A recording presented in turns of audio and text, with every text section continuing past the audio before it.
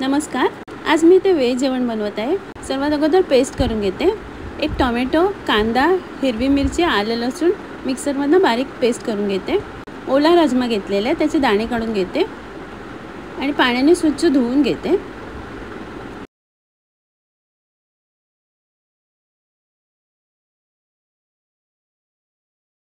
कढईत तेल घेतलेले आहे, त्यात फोडणीला जिरं आणि तमालपत्र घालते. जिरं तडतडल्यावर बारीक चिरून ठेवलेला कांदा घालते. कांदा परतून घेते. थोडंसं हिंग घालते. कांदा लालसर झाल्यावर मिक्सरमधनं वाटून ठेवलेली पेस्ट घालते आणि कांद्याबरोबर परतून घेते आणि झाकण लावून शिजून घेते. झाकण काढलेलं आहे. त्यात धणे पावडर, लाल मिरची पावडर, हळद घालते आणि मसाल्यात मिक्स करून घेते आणि पुन्हा एकदा झाकण लावून वाफ काढून घेते. झाकण काढलेलं आहे. मसाला शिजलेला आहे. त्यात साफ करून ठेवलेला राजमा घालते आणि मसाल्यात परतून घेते. वरून गरम मसाला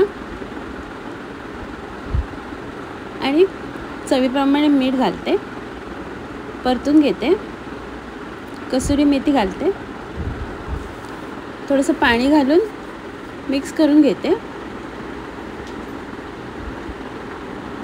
आणि झाकण लावून राजमा शिजायला ठेवते. झाकण काढलेलं आहे. 2 शिट्ट्या झाल्यावर झाकण काढलेलं आहे. राजमा शिजलेला आहे. वरून कोथिंबीर घालते. मिक्स करून घेते. राजमा मसाला तयार आहे. कढईत तेल घेतलेलं आहे. त्यात फोडणीला राई आणि जिरं घालते.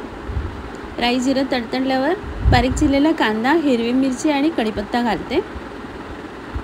कांदा परतून झाल्यावर थोडंसं हिंग घालते फोडणीत आणि कांदा शिजून घेते.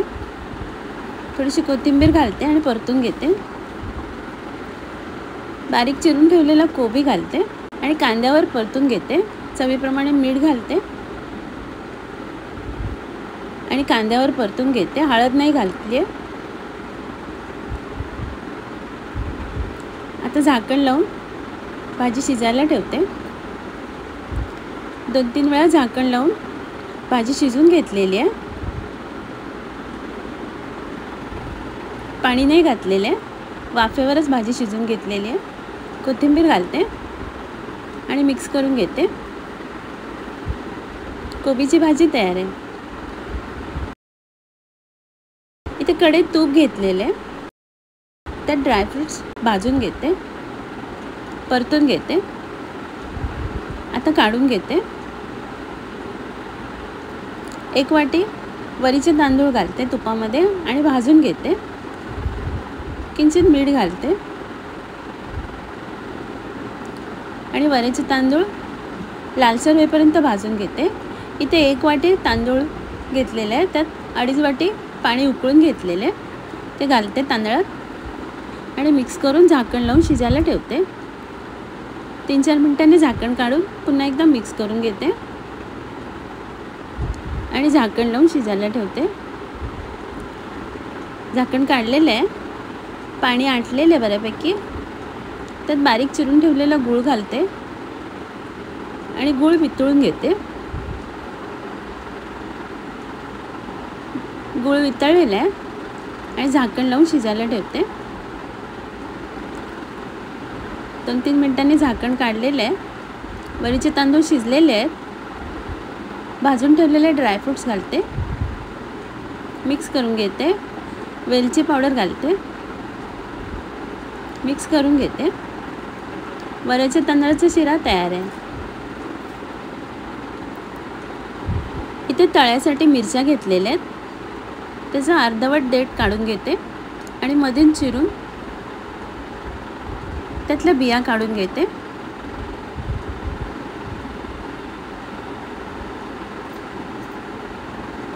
अशा प्रकारे बिया काढून घेतलेल्या आहेत.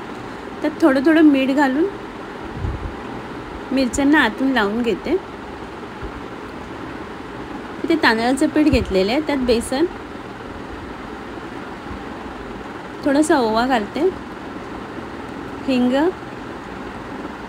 लाल मिरची पावडर आणि हळद घालते. चवीप्रमाणे मीठ घालून मिक्स करून घेते आणि थोडं थोडं पाणी घालून पेस्ट करून घेते। अशा प्रकारे पेस्ट करून घेतलेली आहे। कढईत तेल गरम करायला ठेवले। आता बेसनच्या पिठामध्ये मिरच्या बुडवून तेलात तळायला ठेवते।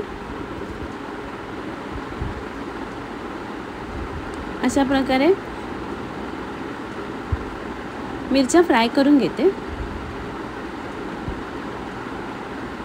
मिरच्या तळून झालेल्या आहेत, आता मी काढून घेते आणि सर्व करते।